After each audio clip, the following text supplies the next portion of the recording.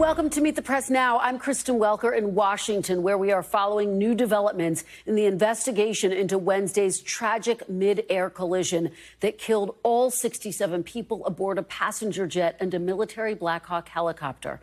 Amid the aftermath of the incident, the FAA today implemented new helicopter restrictions in the D.C. area, which comes as we are getting a look at new footage of the moment the crash happened, which we should warn you may be disturbing. This video shows the moment of impact as the American Eagle jet on approach to Reagan National Airport collided with an Army Black Hawk helicopter, sending them both plunging into the icy Potomac River. NBC News has learned that investigators are now looking into whether the helicopter was flying at too high of an altitude. They won't know for sure until they recover the helicopter's black box data recorder. The NTSB so far has recovered the black boxes from the passenger jet, but is waiting on assistance and expertise from the military to recover the helicopters. In addition, a source familiar with the investigation tells NBC News an air traffic control supervisor at the airport left their shift early, leaving one controller handling both airline and helicopter traffic at the airport, which is shorthanded but acceptable under FAA guidelines. This afternoon, local authorities gave an update on the recovery process, including the difficult and delicate effort of retrieving the remains. We've identified we have recovered 41 sets of remains, and 28 of those victims have been positively identified. And as of 6 a.m. this morning, next of kin notifications have been made to 18 families. Authorities say they expect to recover all of the victims, but they don't have an estimate on how long that will take. It comes as the White House is facing renewed scrutiny over the president's handling of the crisis after he baselessly speculated that the crash was the fault of diversity initiatives at the FAA. The president yesterday signed a memo ordering an investigation in hiring decisions and safety protocol at the FAA. At today's White House briefing, Press Secretary Caroline Leavitt backed up the president's claims about diversity hiring at the FAA, despite no evidence linking it to the collision. When you are flying on an airplane with your loved ones, which every one of us in this room has, do you pray that your plane lands safely and gets you to your destination, or do you pray that the pilot has a certain skin color? I think we all know the answer to that question, and as President Trump said yesterday, it's common sense. Now, it is worth noting that President Trump himself said at yesterday's press conference that he was not aware of any link between diversity programs and the crash. The Washington Post reports today that a diversity hiring initiative excoriated by the president yesterday was actually launched during his first term. The FAA has had a shortage of air traffic controllers for years, but there are no indications the agency bent their strict safety and qualification standards for new hires. I do want to bring in our NBC News team of reporters to start us off. Aaron McLaughlin is on the banks of the Potomac in Virginia. Garrett Haake is outside of the White House, and Courtney Cubie has the very latest from the Pentagon. Aaron, I want to start with you. What's the very latest on the investigation that you are learning at this hour? We're now hearing from my colleague Peter Alexander that they are now in the process of pulling some of the wreckage from the Potomac River. We understand the wreckage to be the Black Hawk helicopter, which is very much the focus of this investigation. As you mentioned, Kristen, the NTSB is looking into the possibility that the Black Hawk was simply flying too high, and to know for sure, they want to recover the black box. They have yet to do that from the Black Hawk helicopter, though they have managed to recover 2 black boxes from the jet that was involved. And the reason this is critical is because transponder information that was being emitted from the Black Hawk indicated that perhaps the helicopter was flying anywhere from 350 to 400 feet over the Potomac River, which is too high. That's well above the standard of 200 feet. The issue with that transponder information that's been broadcast on websites such as Flight Radar 24 is that they only capture that information about every 6 seconds. So it's possible that that information changes, which is why authorities are really focused on trying to recover that black box in question to get a clearer picture of the altitude, which is, of course, source of this investigation. As the NTSB is looking into probable cause, we are expecting an NTSB presser later today. Yeah, we will be watching that very closely. Aaron, let's talk about another part of the investigation, the staffing at air traffic control. Of course, there are questions about whether one person may have left early, leaving one person in charge of basically monitoring the skies for helicopters and commercial aircraft. What can you tell us about that part of the investigation?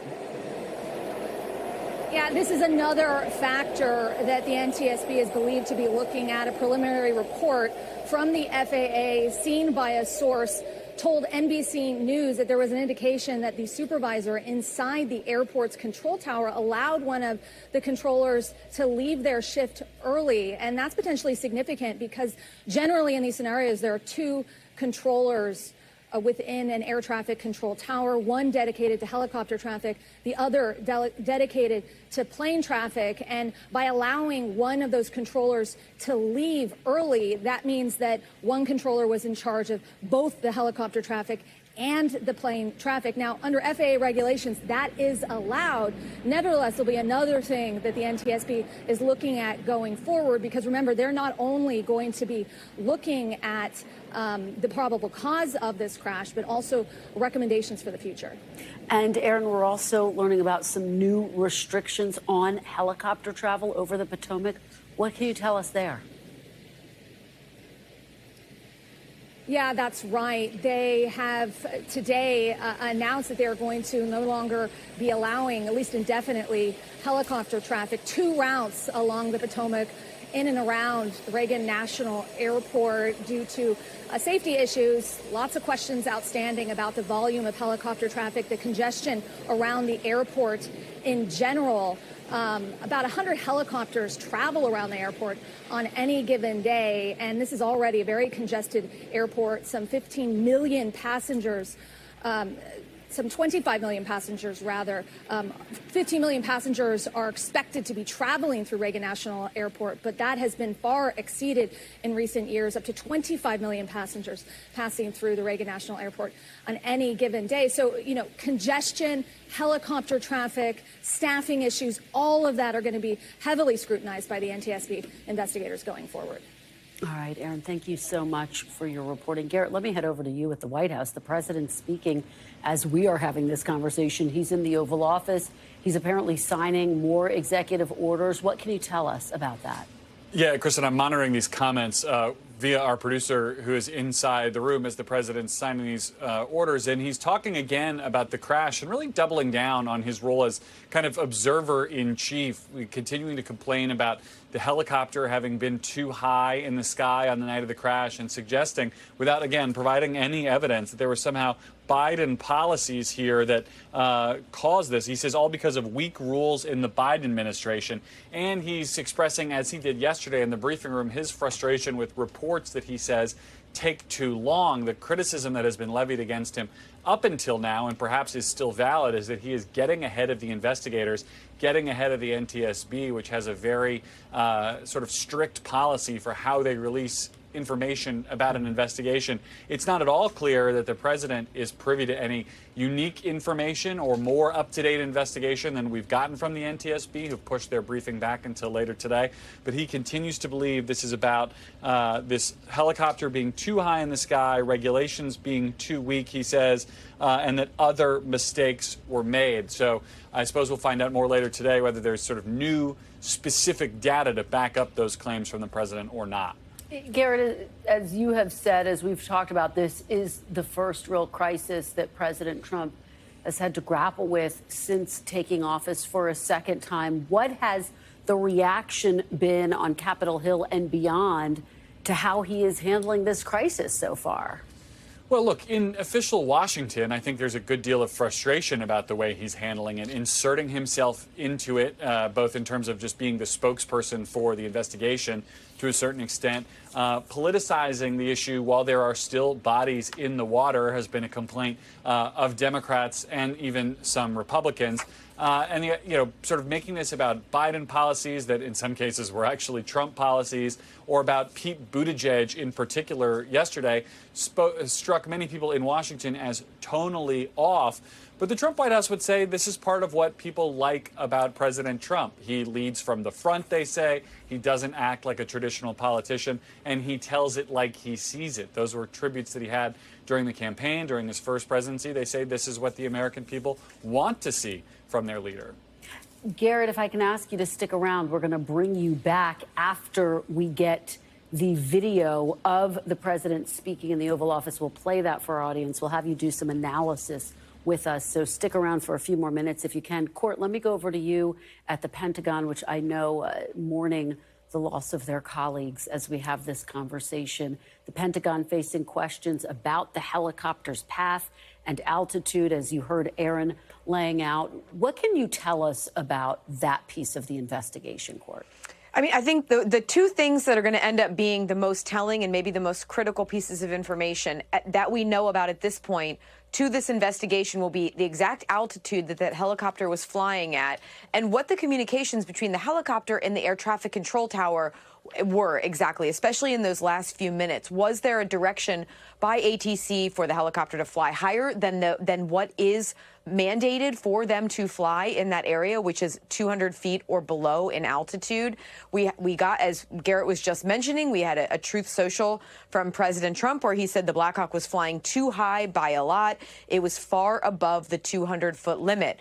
Officials here are not confirming that to be the case.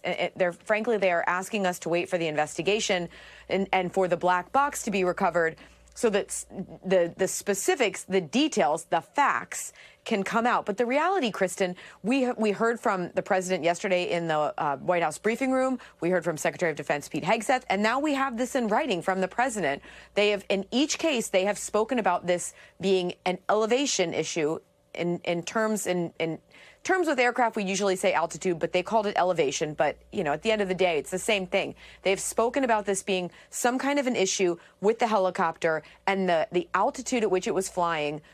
But right now, officials here in the Pentagon and the military are asking us just to wait for the investigation to actually get the facts. And part of that is going to be recovering the black box from the helicopter. Are they confident they will be able to recover the black box? Is there a time frame for that, Courtney? No, they're confident. I think right now they're focused on, as far as the helicopter goes, the two main lines of effort are the black box and then recovering the two soldiers who are still inside there. Our understanding is that the way that the helicopter is in the water, the pressure from the water, it's a little difficult right now for them to get it out. But I will say we have been asking military officials just about every single hour, and there is confidence that they will be able to recover those soldiers and get the black box still. Absolutely heartbreaking to hear that part of it. Courtney, what do we know about the identities of the individuals on the helicopter?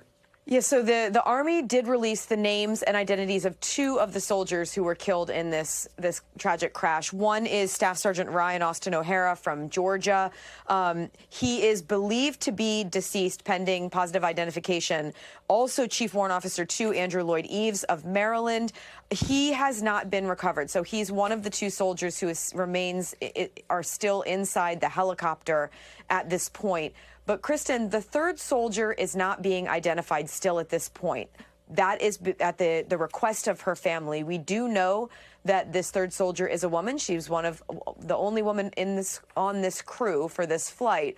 But we know, according to Army officials, that her family has requested not to put out her name or a photo of her at this point.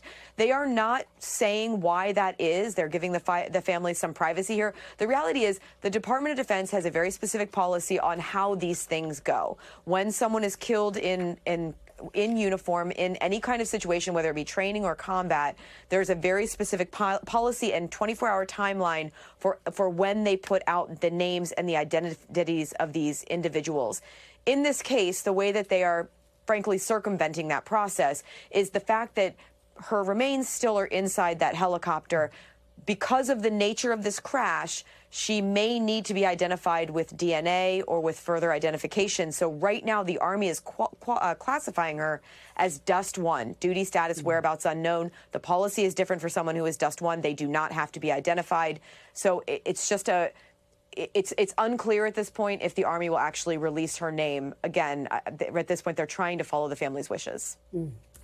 So much information about such an absolutely heartbreaking story. Courtney, thank you so much for your great reporting. Really appreciate it. Joining me now is aviation expert Keith Mackey. He is also bringing us his perspective as a helicopter pilot who has flown into Reagan National more than 1,000 times. Thank you so much for joining us. We really appreciate it. Well, thank you very much for having me. I want to start by playing some of the new images that we have of the actual collision. Again, this is disturbing, so I want to warn our viewers, when you look at the new footage, and of course there have been, and there you see it right there, Mr. Mackey, of course there have been a lot of questions about whether that Black Hawk helicopter was flying too high. You see both of the aircraft going into the water. What do you make and what do you glean from this footage? Well, we learned one thing positively, and that's that the helicopter was at the exact altitude of the airplane. It'll be easy to determine that by the black boxes in the airplane.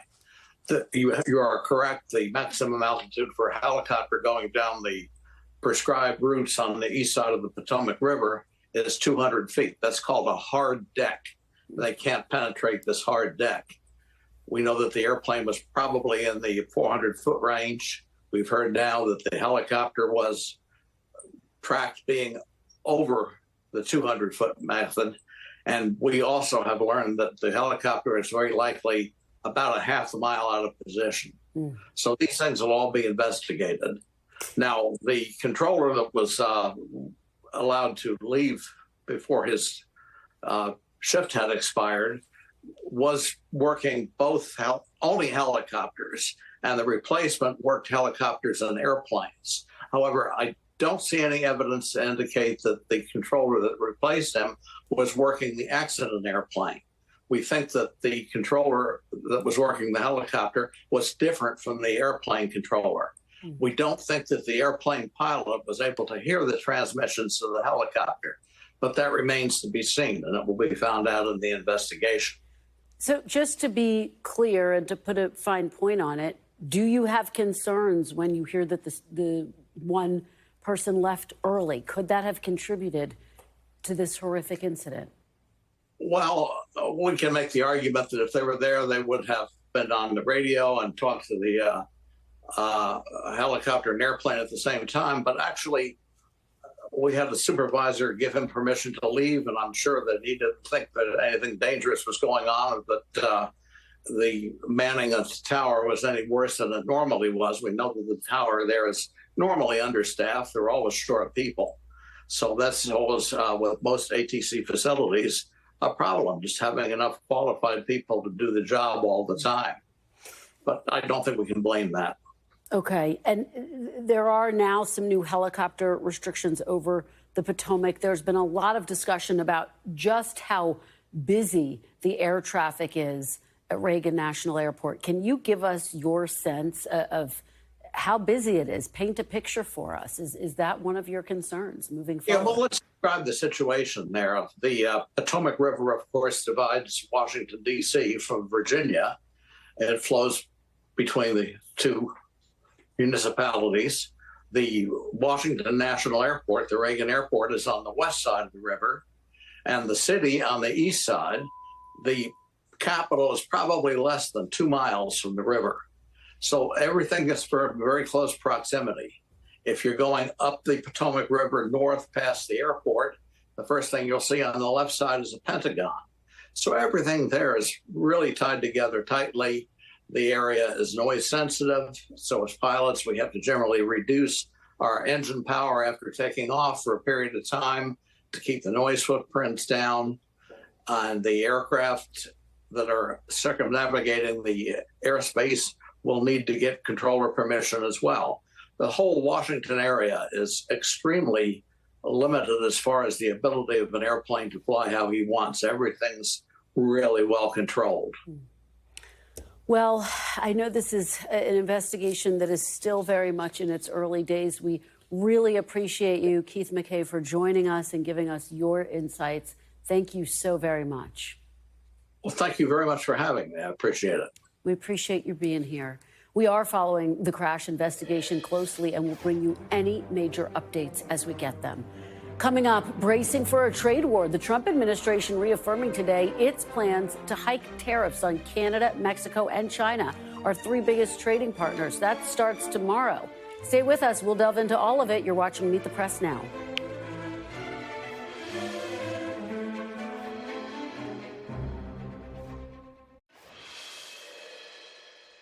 Turning now to President Trump's plan to impose potentially sweeping tariffs on imports from America's three biggest trading partners starting tomorrow.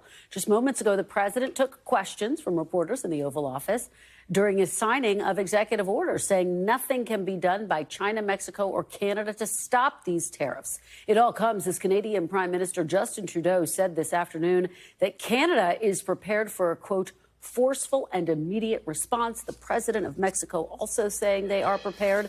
Joining me now is NBC News senior White House correspondent Garrett Haake. Garrett, thank you for sticking around, for doing double duty today. So we are waiting for this playback of what we just heard from the president in the Oval Office. We're going to bring that to viewers as soon as they hit play there at the White House.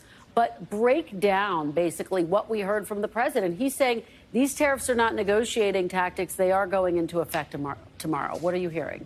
That's right. And he says they will be levied on top of tariffs that already exist. And, Kristen, this is notable in part because we've seen pushback already from the president of Mexico, from Justin Trudeau in Canada, suggesting they believe that these were negotiating tactics, that these were things that they could eventually talk Trump out of or get him to possibly delay, warning that they would be disruptive to the U.S. economy. Trump shrugs off those concerns in the Oval Office today, saying that he still believes that tariffs will make America more powerful, more wealthy in the future. He says there may be temporary short-term disruptions, and people will understand that. And I think this is going to be the core of where this goes and the criticism that may come in the future. And I don't want to get too ahead of events here, but if you're talking about putting 25% tariffs on Canada and Mexico, two of our biggest trading partners, 10% on China, you're really going to significantly affect the cost that the American people pay. Now, the White House is arguing this won't affect inflation because they think it can be offset elsewhere. And maybe that's true, but costs will absolutely go up. Now, the president also in this meeting, and it's not entirely clear to me the specifics here, suggested that oil imports from Canada and Mexico might not be taxed, and that's what a tariff is, at as high of a rate as what he's saying otherwise, that it might be lower, something like 10%. Why is that important?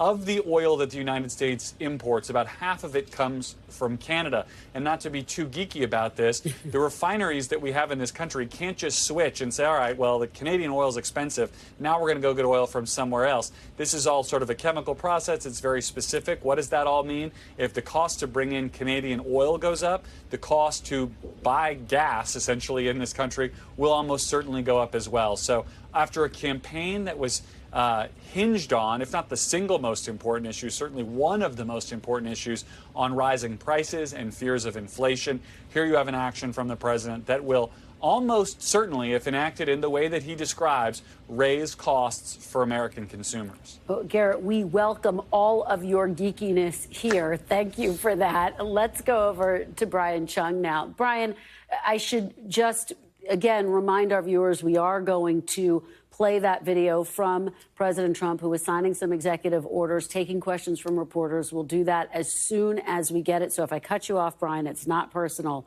But pick up where Garrett left off. I mean, this critical question, are prices going to go up for consumers? Because economists of all stripes say that's what tariffs do. That's the impact that they have. Ultimately, companies have to jack up their prices and consumers wind up paying more. Yeah, and, you know, I think you already nicely kind of set the stage there when it comes to the impacts of raising the cost for businesses to bring in items from other countries, namely our major trading partners in the form of Mexico, Canada, and also China. But I think we can look at the economists and see exactly what they've already projected after a Trump campaign that, to be fair, has been telegraphing the intention to do these 25% tariffs on Mexico and Canada, as well as the 10% on China for some time. So if you take a look at some of the projections from Goldman Sachs, for example, they say that this will lead to inflation in those respective countries as well. So it'll raise prices in Canada by about 0.4%, rather by at least 2%. And then in Mexico, it would raise prices by 2.5%. And then here in the United States, you have EY Parthenon projecting that there will be an increase of 0.4% in inflation. So there is no scenario that I have seen from economists that have the ability to model this out that shows that prices would decline. And I want to point out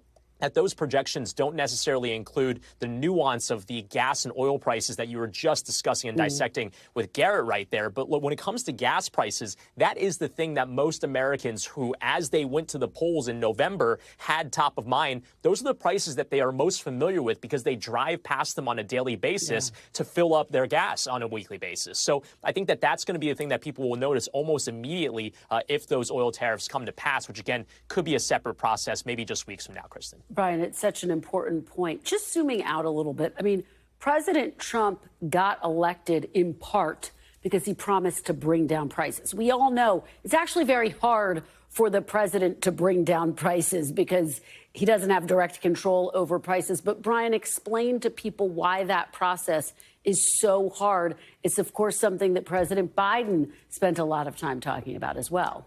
Yeah, well, look, when it comes to inflation, it is unequivocally a fact that prices have gone up dramatically in this country in the post-pandemic period. I think the challenge is decoupling the reasons for why certain prices, which we happen to notice the most, have gone up. Eggs have been the talking point, let's just face it, over the past few weeks. And they have gone up. They've been up by 20% over the last year. But the challenge with eggs is that the same reason for why egg prices are going up are not the same reason why rent prices are going up, or not the same reason why oil prices might be going up. And that's because when it comes to eggs, it is because of an avian flu that has wiped out millions of birds, forcing farms in some cases to kill the entirety of the herds that they have on their farms, who, those chickens would otherwise be producing the eggs that would make those prices lower. Now, is that something that the administration or the Federal Reserve or any economist could address immediately? Not necessarily, unless we magically find a million birds somewhere. But those are the prices that people feel at the store because, again, they see them so frequently. Now, when it comes to the overall picture,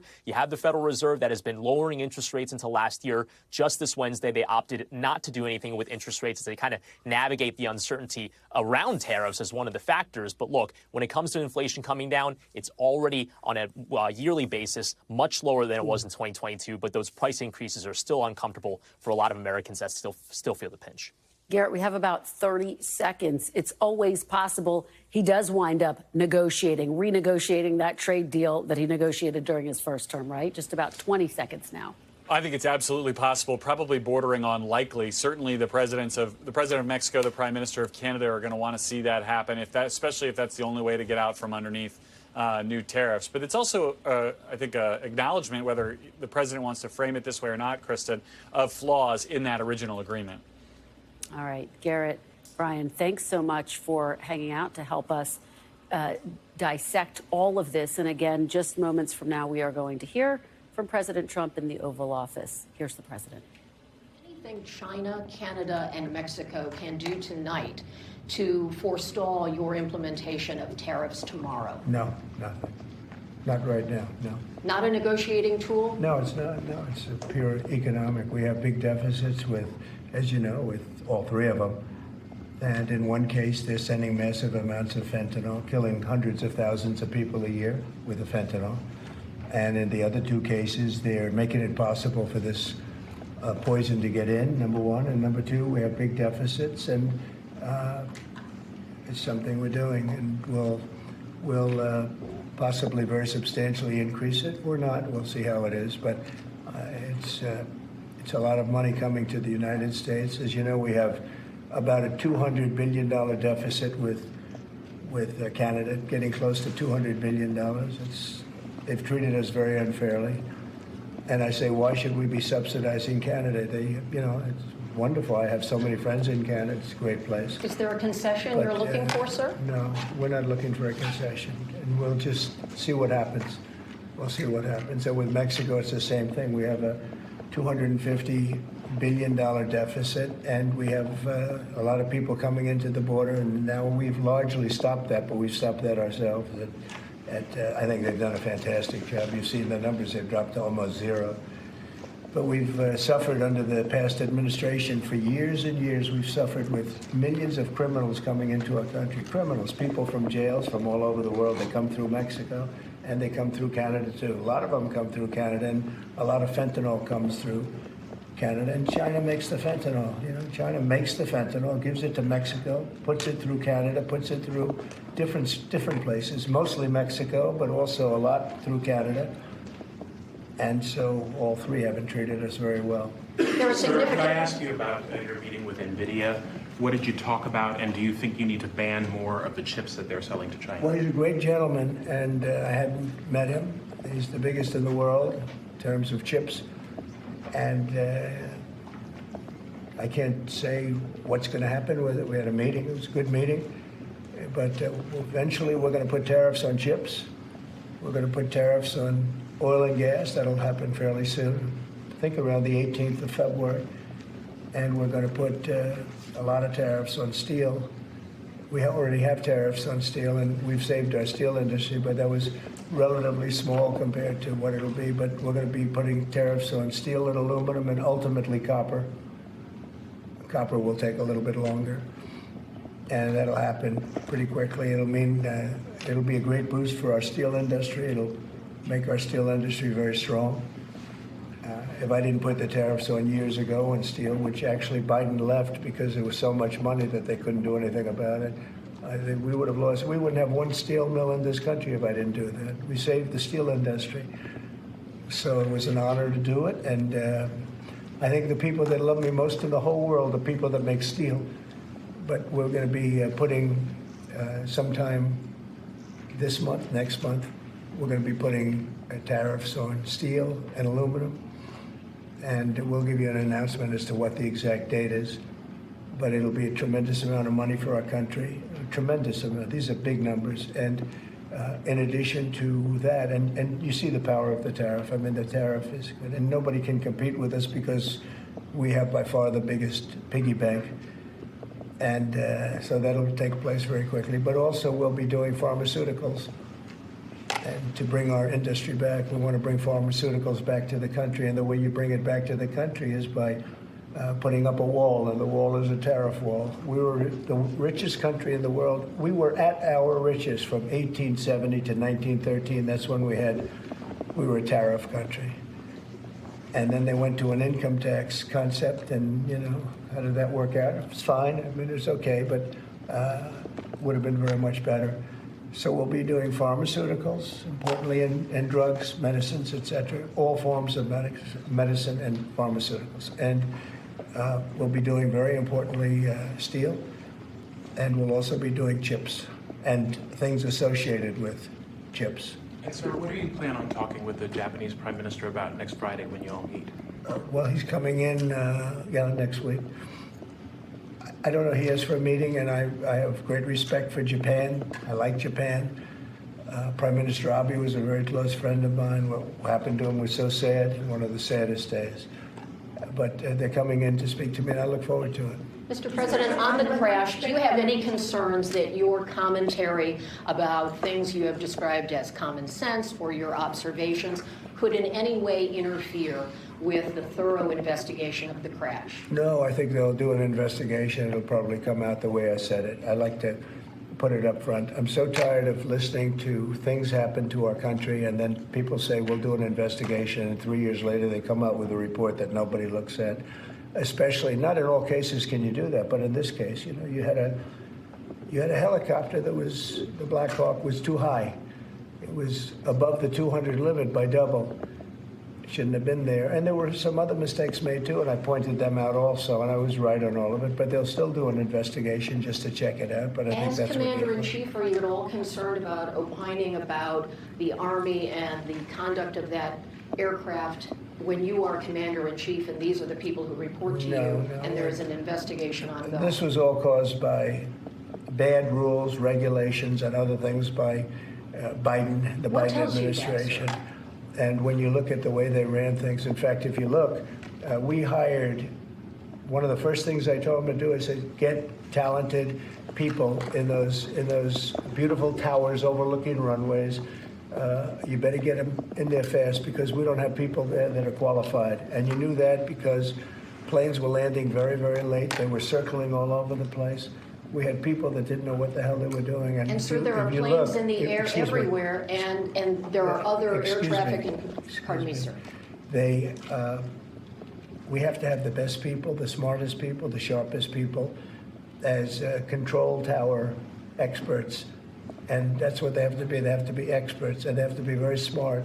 And we didn't have our best. And if you read the quote that I read yesterday at the news conference, it talked about people that were psychologically injured were okay, and people that had lots of problems were okay. I'd read it again if you'd like me to, but I don't think I have to waste your time. Does that give you concern, though, sir, with planes in the air all around the country, people relying on that as safety? Are you suggesting there's an ongoing risk? No, I think there's very little risk, but I think that we have to make sure that this never happens again. Very, very little risk.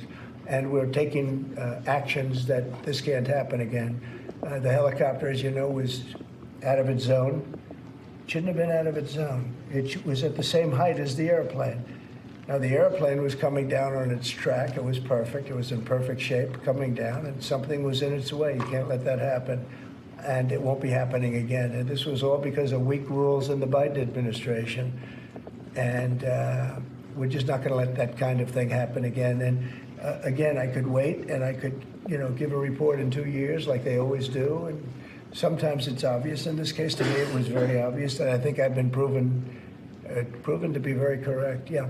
Mr. President, what do you expect from your meeting with Prime Minister Netanyahu next week? I expect a lot of good things. From all meetings, I expect good things.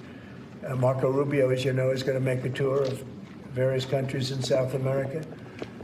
He's going to be meeting in Panama, where Panama's treated us very badly. They gave him, rather foolishly, a thing called the Panama Canal, the most expensive project we ever built, if you look at today's numbers. Most expensive ever built. We lost 38,000 men. In that case, all men, just about all men. 38,000 to the mosquito, to malaria and various other problems that you get from jungles. It was a tremendously costly event. We built the Panama Canal 110 years ago. Think of it, the most expensive development we ever did. And really one of the wonders of the world, one of the great wonders of the world. And we didn't give it to China, we gave it to Panama. And Panama's been ripping down all the China language signs. They've been working like mad to try, but about 70% of the signs were up and they were written in Chinese, and that's not the deal. So we're going to take it back. They've already offered to do many things, but we think it's appropriate that we take it back. They've totally violated the agreement. We have an agreement. They violated the agreement, and Marco Rubio's going over there to talk to the gentleman that's in charge.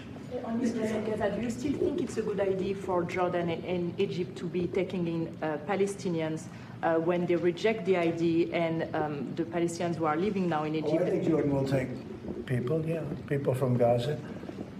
And I think Egypt will take them also. I mean, I heard somebody said they're not going to, but I think they will. I feel confident they will. Mr. President, will tomorrow's tariffs include oil? What? Will tomorrow's tariffs be inclusive of Canadian crude? I'm probably going to reduce the tariff a little bit on that. We think we're going to bring it down to 10% on the oil. So it's 25% on the Canada side. Mr. President, are these tariffs stacking on top of already existing tariffs? Or Yes, this will be the on top of whatever may be existing. Mr. President, ask a question about Venezuela. Rick Cornell was seen on state TV shaking hands with President Maduro. Is there any concern that that might lend legitimacy to the Maduro administration? No, we want to do something with Venezuela. I've been a very big opponent of Venezuela and Maduro. They've treated us not so good, but they've treated, more importantly, the Venezuelan people very badly. We have a tremendous Venezuelan population. I got 92% of the vote, the Venezuelan vote. Now we want to see what we can do to get people back in their homeland safe and free and all. He's meeting with a lot of different people. But we are for the people of Venezuela. We're for the Venezuelan Americans. If you look at it, We have them all in Florida, right around the Doral area. That's really, they call it Little Venezuela, right? And they voted for me close to 100%. So we'll see what we can do to straighten out the situation in Venezuela. Venezuela has been very unfortunate. I was very surprised when I saw that Biden agreed to buy a lot of oil from Venezuela, because Venezuela was just about finished, the dictator. And when that happened, it brought him back to life. You know, Biden went out and they buy millions of barrels of oil. I say, what's that all about? So we're not going to let that stupid stuff happen. So we'll see what happens. We're not happy with Venezuela. We don't like the way they've treated the Venezuelans at all. Mr. President, there have been some warnings or messages that government websites will be shut down this evening to scrub them of DEI content. Can you confirm if that's accurate? Shut down? Government websites, will be shut down this evening to scrub them of DEI content. Can you confirm whether that's accurate and if there are any concerns? I don't know. It doesn't sound like a bad idea to me. DEI would have ruined our country, and now it's dead. I think DEI is dead, so if they want to scrub the websites, that's okay with me. But I can't tell you. I guess probably certain people handle it certain ways. But I'll tell you who's very happy about it: the military. The real leaders, the real generals in the military, they're very happy about it. Doug is very happy about it. He's got a big group of people that are going to be working for him, really starting right now. He just got signed up, and they're very happy about it. He had a lot of DEI. Everybody did, but he has not been a fan. It was really hurting our country badly. It's costing a lot of money, too. Do you see the kind of money we're talking about? Hundreds of millions of dollars for nonsense. Now, we have our country back now. Our country is back, and it's a nice thing to say. I've never seen such love. I've never had anything like it. I've never seen anything like it. People are coming up, sir, thank you for bringing our country back. We were losing our country, and I think we're stronger now than we've been in many, many decades. And the Department of update on your call with Vladimir Putin. Well, we'll be speaking. We'll be speaking, and I think we'll perhaps do something that'll be significant. We want to end that war. That war would have never started if I was president, and we want to end that war. That war is a horrible war. Millions of young people are being killed, mostly on the lines now, mostly soldiers. But the cities have been largely destroyed, many of them. They're like demolition sites. But the soldiers are just shooting at each other. You know, it's a very flat land. I said this the last time, very, very flat land. The only place that a bullet stops is when it hits a person. And they're hitting a lot of people. They're hitting a lot of soldiers, but on both sides. You know, I think Russia would probably say close to 800,000, and Ukraine 600,000 or 700,000. And it's just a senseless situation, and it's got to stop. So whatever I can do to stop it, and we are having discussions, yes. Ongoing, already scheduled, and ongoing. Already talking, yes. So you've already spoken to Vladimir Putin. I don't want to say that, but we are having very serious discussions. Is there a reason you don't want to? We are. Well, I just don't want to say that. We're having very serious discussions about that war, trying to get it ended. With Russia? With Russia, yeah. At the Department of Justice and the FBI, there are a number of high-level people who are being asked to resign or are being told they are going to be fired. Did you specifically request any actions at the Bureau or DOJ with respect to those employees? No, but we have some very bad people over there. It was weaponized at a level that nobody's ever seen before. They came after a lot of people, like me, but they came after a lot of people. No, I wasn't involved in it. I'll have to see what is exactly going on after this is finished. But if they fired some people over there, that's a good thing, because they were very bad. They were very corrupt people, very corrupt, and they hurt our country very badly with the weaponization. They used the Justice Department to go after their political opponent, which in itself is illegal. And obviously it didn't work. Are you going to impose tariffs on the European Union? What does that mean? Are you going to impose tariff too on the European Union like you are going to do for Mexico and Canada? Well, you're asking me a question because I'm sure you didn't hear. Am I going to impose tariffs on the European Union? Do you want the truthful answer, or should I give you a political answer? Absolutely. Absolutely. Tariffs The European Union has treated us so terribly. You promised Americans to try to reduce costs, and so many of the products that would be tariffed when they come into the country, the outgoing country is not paying the tariff. The buyers in the United States pay that, and then that's passed on to consumers in most instances. Sometimes. How would you expect to have prices come down if you have such a broad plan for tariffs? And what do you say to the voters who want to see you reduce everyday costs? Well, let me just tell you that I got elected for a lot of reasons. Number one was the border. Number two was inflation, because I had almost no inflation.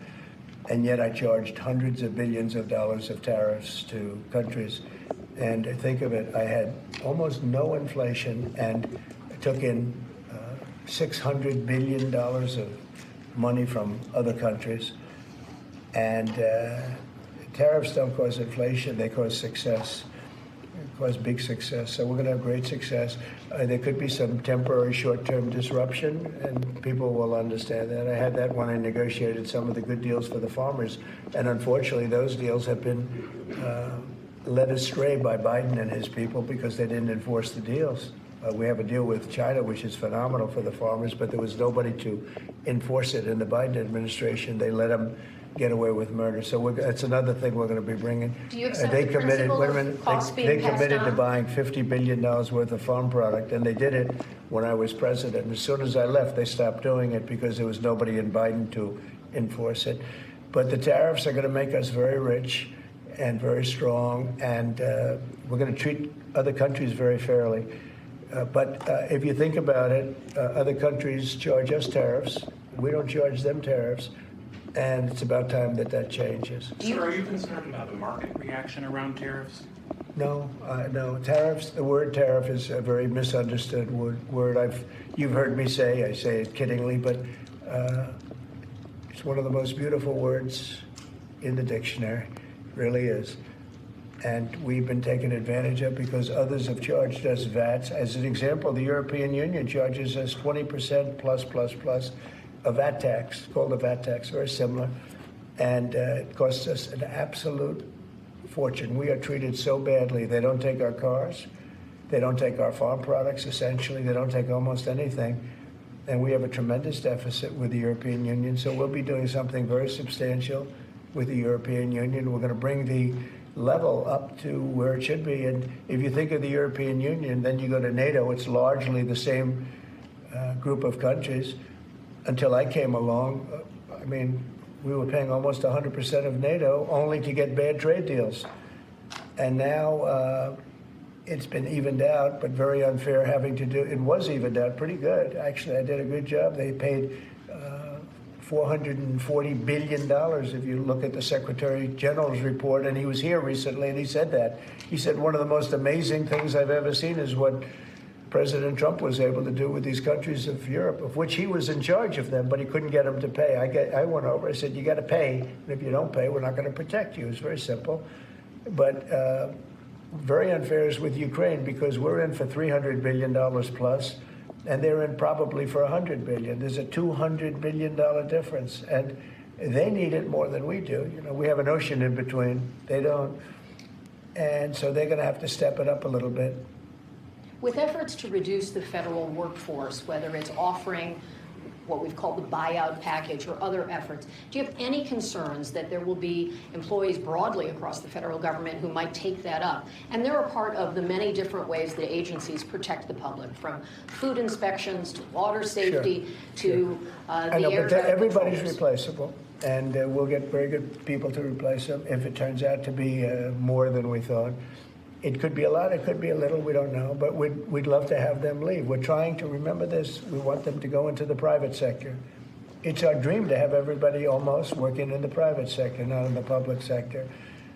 We have many people, very few people came to work. They were, you know, it started more or less with COVID, but actually even before COVID. But it started with the COVID, they didn't come back.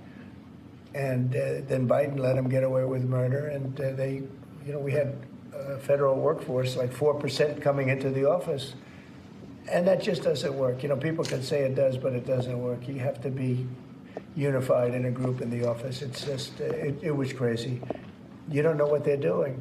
And then at some point, we may ask them to certify that they didn't have two jobs, meaning were they really getting a check from us, the government, and then were they also working a second job and a third job and, on government time?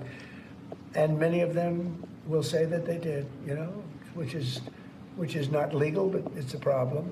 It's a problem. No, we want to get that out. We want to clean it out. People have been trying to reduce federal government now for 40 years, 45 years, and they haven't been able to do it. And this is a way of doing it, I think, very nicely. It's sort of a buyout, too. I think we're treating people very good. But people don't come to the office. They won't have a job starting on that very special date. So we'll see how that works out. I mean, nobody knows how that's going to turn out. Everybody might show up to the office, and maybe a large number won't show up. But if they don't show up, we've accomplished a very serious goal. We're trying to reduce government. Does Mr. Musk or any of those associated with your DOGE effort, do they have any direct access through the government systems to how money is dispersed? No, nothing. No, this has nothing to do also with the federal cutting, with this federal cutting.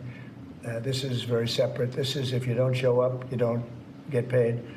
But DOGE, I think great progress has been made. We're talking about cutting over $1 trillion of waste. We're talking about waste. We're not talking about we're going to love and cherish Social Security, Medicare, Medicaid. We're not going to do anything with that other than if we can find some abuse or waste, we'll do something. But the people won't be affected. It'll only be more effective and better. And our country, as our country gets richer, the people on Social Security, Medicare, Medicaid, those people are going to be more secure. If Biden had gotten elected, Social Security was going to fail because the country was failing. It was going to fail. The country was going to fail. And therefore, the Social Security, Medicare, Medicaid, and all of the other things that you may get would not be able to be paid. Our country's getting very strong, and you see it. I think more progress has been made in the last 2 or 3 weeks than has been made in the last 4 years. I think not only has more progress been made in the last 4 years, it's, I'll call it de-progress. We went way backward as a country in so many different ways, from woke to all of the other things that took place that were so bad. You look at Afghanistan, how embarrassing that was.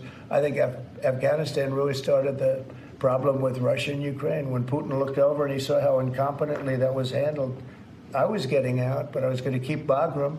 Right now, China has Bagram. I was going to keep one of the biggest air bases in the world. They left it. But other than Bagram, I was going to get out. And I wasn't keeping Bagram for Afghanistan. I was keeping it for China because it's 1 hour away from where China makes its nuclear weapons. And we were keeping it. So we have a lot of great things happening in our country, and we appreciate that you're here. And I'm really thrilled about Doug, and I'm really thrilled about his friend, Chris Wright, who's a legend in the oil business, right? They keep telling me, Catherine, he's like a legend, and he's a legend, too, in a lot of businesses. And we have an amazing group of people working with us. There's a man behind me who became a tremendous success. He was not a wealthy man. He didn't start off a wealthy man, and he ended up a wealthy man. And that's a great talent, and he's willing to sacrifice so much and to put it to work for our country. Watch the job he does on the interior, but in particular on really making our country very, very wealthy by utilizing it properly. And at the same time, environmentally, he does it he's very much an environmentalist. He's going to do it very carefully and very painstakingly good. But you just watch what happens. And working with the Department of Energy, where his compatriot, his friend, and also considered the most talented man in the oil business, is the head of the Department of Energy, and they work together. It's almost like a partnership. It really is a partnership. And watch what that does for our country. It'll be a fantastic thing to see. Thank you very much, everybody. Thank you, Fred. Thank you, Fred. You are listening there to President Trump taking questions from reporters in the Oval Office, including our colleague Kelly O'Donnell there with a number of questions. Just a couple of key takeaways, and our Garrett Haake is still with me to break down what we just heard. He doubled down on his decision to impose tariffs, saying he wouldn't rule out tariffs against the European Union, but he defended imposing tariffs against Mexico, Canada, and China, which will be going into effect, he said, as soon as he announces it this weekend. Also defending his handling of the horrific crash here in Washington, his baseless claims that somehow diversity programs may have played a role, again saying no, he's not aware of a direct link, but defending his response broadly. Also saying he wasn't tuned into the decision to potentially purge some of those who work at the FBI, but saying there are very bad people who work there. So he'll get briefed on that after he said he finishes his remarks to reporters, saying it would be fine with him if diversity programs, so-called diversity and equity inclusion programs, are removed from government websites. And then notably saying that we'll be speaking when asked whether he had spoken to Vladimir Putin, saying that perhaps something significant could happen. We want to end the war, he says. So a number of headlines there. Garrett, let's start on that last one with Russia and Ukraine. I thought that was a very notable headline. Kelly O'Donnell pressing him repeatedly. Have you spoken to Vladimir Putin? Why don't you want to say? He wouldn't say whether they've spoken, but making it very clear that this is a key priority. Yeah, and Kristen, that's been his position for months now on Putin, neither confirming or denying any conversation. The Kremlin has long denied that they've spoken. I think since Trump left office after his first term, I think is the Kremlin's position on this. But it's very clear from the context around that, the way that he talked about it, that there has been clearly some government level or sort of middleman level outreach here between the United States and Russia. The president has sort of shifted his tone on Russia in the last couple of weeks. During the campaign, he would talk about how Putin and Zelensky both had to give if there was going to be peace, and he said that there would be peace on day one, a metric or goalpost he's now missed entirely. But he's started to say recently that sort of Zelensky's ready to make a deal and that Putin needs to be willing to come to the table.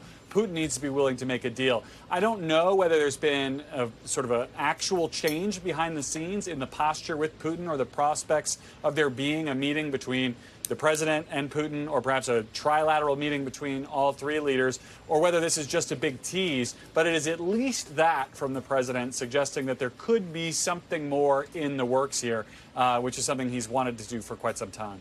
All right, Garrett Haake, thank you for sticking with us for the hour. We very much appreciate it. We will be back Monday with more Meet the Press Now. And if it's Sunday, it's Meet the Press on your local NBC News station. I'll have exclusive interviews with Homeland Security Secretary Kristi Noem and Senators Mark Kelly and Eric Schmidt. The news continues with Ellison Barber in for Hallie Jackson right now. Thanks for watching. Stay updated about breaking news and top stories on the NBC News app or follow us on social media.